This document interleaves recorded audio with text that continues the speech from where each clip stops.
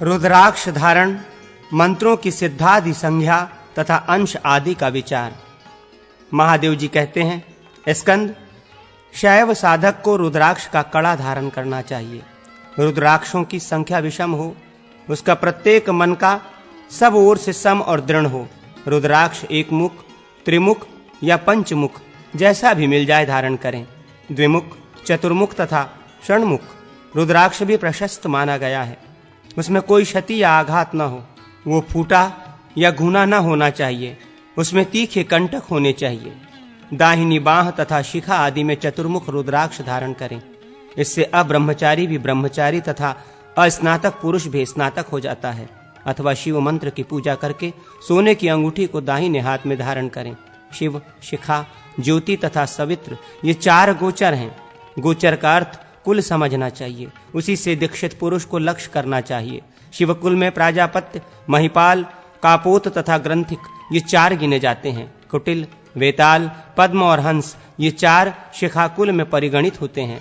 धृतराष्ट्र, वक, काक और गोपाल ये चार ज्योति नामक कुल में समझे जाते हैं। कुटिका, साठर, गुटिका तथा दंडी ये चार सावित्री कुल में गिने जाते हैं। इस प्रकार एक एक कुल के चार चार भेद हैं। अब मैं सिद्ध आदि अंशों की व्याख्या करता हूं, जिससे मंत्र उत्तम सिद्धि को देने वाला होता है। पृथ्वी पर कुटयंत्र रहित मात्र का अक्षर लिखें। मंत्राक्षरों को विलग विलग करके अनुस्वार को पृथक ले जाएं। साधक का भी जो नाम हो उसके अक्षरों को अलग अलग करें। मंत्र के आदि और अंत में साधक के नामाक्षर जोड़ें। फिर सिद्ध, साध्य, सुसिद्ध तथा अरि इस संज्ञा के अनुसार अक्षरों को क्रमशः गिनें।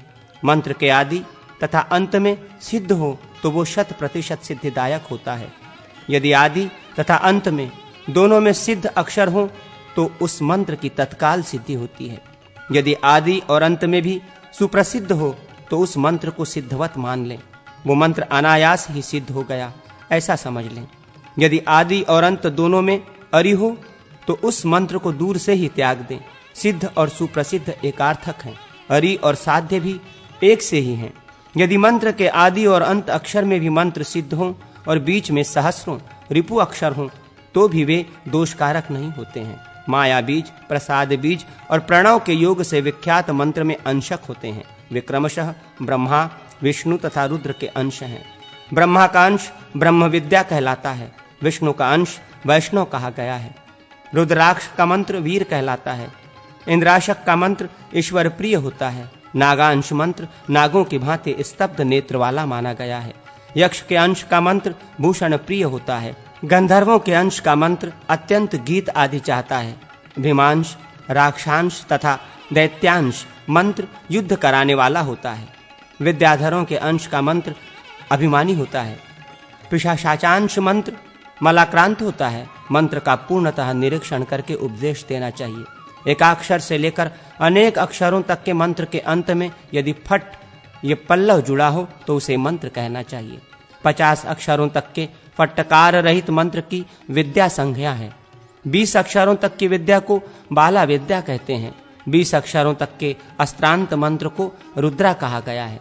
इससे ऊपर 300 अक्षरों तक के मंत्र वृद्ध कहे जाते हैं। अकार से लेकर हकार तक के अक्षर मंत्र में होते हैं। मंत्र में क्रमशः शुक्ल और कृष्ण 2 पक्ष होते हैं। अनुस्वार और विसर्ग को छोड़कर 10 स्वर होते हैं। ह्रस्व स्वर शुक्ल पक्ष तथा दीर्घ स्वर कृष्ण पक्ष हैं। ये ही प्रतिपदा आदि तिथियां हैं। उदय काल में शांतिक आदि कर्म करावें तथा भ्रमित काल में वशीकरण आदि। भ्रमित काल एवं दोनों संध्याओं में द्वेषण तथा उच्चाटन संबंधी कार्य करें। स्तंभन कर्म के लिए सूर्यास्त काल प्रशस्त है। इडा नाड़ी चलती हो तो शांतिक आदि कर्म करें। पिंगला नाड़ी चलती हो तो आकर्षण संबंधी कार्य करें। विषुव काल में जब दोनों नाड़ियां समान भाव से स्थित हों तब मारण, उच्चाटन आदि 5 कर्म पृथक पृथक सिद्ध करें। 3 तल्ले ग्रह में नीचे के तल्ले को पृथ्वी, बीच वाले को जल तथा ऊपर वाले को तेज कहते हैं। जहां जहां रंध्र, छिद्र या गवाक्ष है वहां बाह्य पार्श्व में वायु और भीतरी पार्श्व में आकाश है। पार्थिव अंश के स्तंभन, जलीय अंश में शांति कर्म तथा तेजस अंश में वशीकरण आदि कर्म करें। वायु में भ्रमण तथा शून्य, आकाश में पुण्य कर्म या पुण्यकाल का अभ्यास करें। गौरी आदि देवियों तथा मृत्युंजय की पूजा का विधान। महादेव जी कहते हैं, स्कंद, अब मैं सौभाग्य आदि के निमित्त उमा की पूजा का विधान बताऊंगा। उनके मंत्र, ध्यान, आवरण मंडल, मुद्रा तथा होम विधि का भी प्रतिपादन करूंगा। गौ गौरी मूर्तये नमः, ये गौरी देवी का वाचक मूल मंत्र है। ओम ह्रीं सं शौ गौरे नमः, 3 अक्षर से ही नमः आदि के योग पूर्वक षडंगन्यास करना चाहिए। प्रणव से आसन और हृदय मंत्र से मूर्ति की उपकल्पना करें। ऊ काल बीज तथा शिव बीज का उद्धार करें। दीर्घ स्वर से आक्रांत प्राण याई इत्यादि से जाति युक्त षडंगन्यास करें। प्रणव से आसन तथा हृदय मंत्र से मूर्ति न्यास करें। ये मैंने यामल मंत्र कहा है। अब एक वीर का वर्णन करता हूं। सृष्टिन्यास से युक्त व्यापक न्यास अग्नि, माया तथा कृशानु द्वारा करें। शिव शक्तिमय बीज हृदय आदि से वर्जित है। गौरी की सोने, चांदी, लकड़ी अथवा पत्थर आदि की प्रतिमा बनाकर उसकी पूजा करें, अथवा 5 पिंडी वाली मृण्मयी प्रतिमा बनवाएं। चारों कोणों में अव्यक्त प्रतिमा रहे और मध्य भाग में 5 विव्यक्त प्रतिमा स्थापित करें। आवरण देवताओं के रूप में क्रमशः ललिता आदि शक्तियों की पूजा करनी चाहिए। पहले वृत्ताकार अष्टदल कमल बनाकर आग्नेय आदि कोणवर्ती दलों में क्रमशः ललिता, सुभगा, गौरी और शोभणी की पूजा करें। फिर पूर्वादि दलों में वामा, ज्येष्ठा, क्रिया और ज्ञाना का यजन करें। पीठ युक्त वाम भाग में शिव के अव्यक्त रूप की पूजा करनी चाहिए। देवी का व्यक्त रूप 2 या 3 नेत्रों वाला है। वह शुद्ध रूप भगवान शंकर के साथ पूजित होता है। वे देवी 2 पीठ या 2 कमलों पर स्थित होती हैं। वहां देवी 2, 4, 8 अथवा 18 भुजाओं से युक्त हैं, ऐसा चिंतन करें। वे सिंह अथवा भेड़िए को भी अपना वाहन बनाती हैं। 18 भुजा के दाएं 9 हाथों में 9 आयुध हैं, जिनके नाम यूं हैं: स्नुक, हन, अक्ष, सूत्र, पाश, कलिका, मुंड, उत्पल, पिंडिका, बाण और धनुष। इनमें से एक एक महान वस्तु उनके एक एक हाथ की शोभा बढ़ाते हैं। वाम भाग के 9 हाथों में भी प्रत्येक में एक एक करके क्रमशः 9 वस्तुएं हैं, यथा पुस्तक, तांबुल, दंड, अभय, कमंडलु, गणेश जी, दर्पण, बाण और धनुष। उनको व्यक्त अथवा अव्यक्त मुद्रा दिखानी चाहिए। आसन समर्पण के लिए पद्म मुद्रा कही गई है।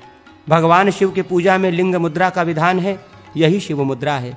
आवाहनी मुद्रा दोनों के लिए है। शक्ति मुद्रा योनि नाम से कही गई है।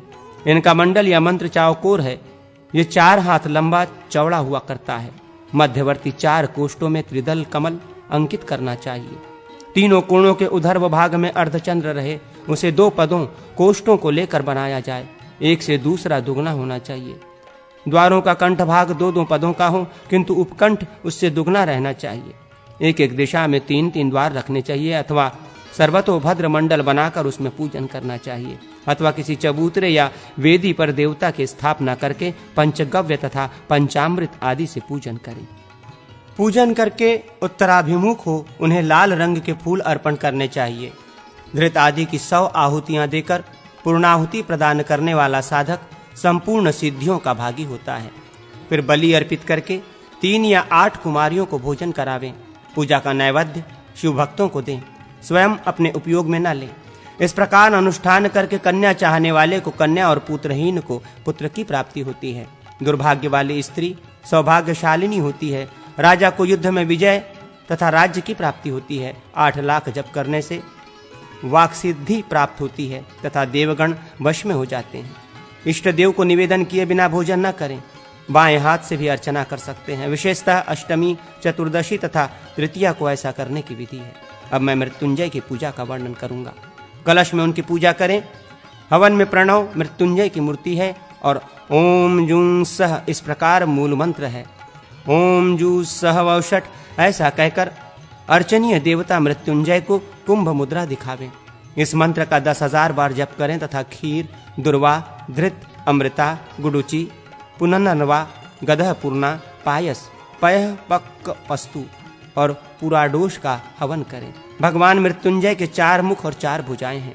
वे अपने 2 हाथों में कलश और 2 हाथों में वरद एवं अभय मुद्रा धारण करते हैं। कुंभ मुद्रा से उन्हें स्नान कराना चाहिए। इससे आरोग्य, ऐश्वर्य तथा दीर्घायु की प्राप्ति होती है।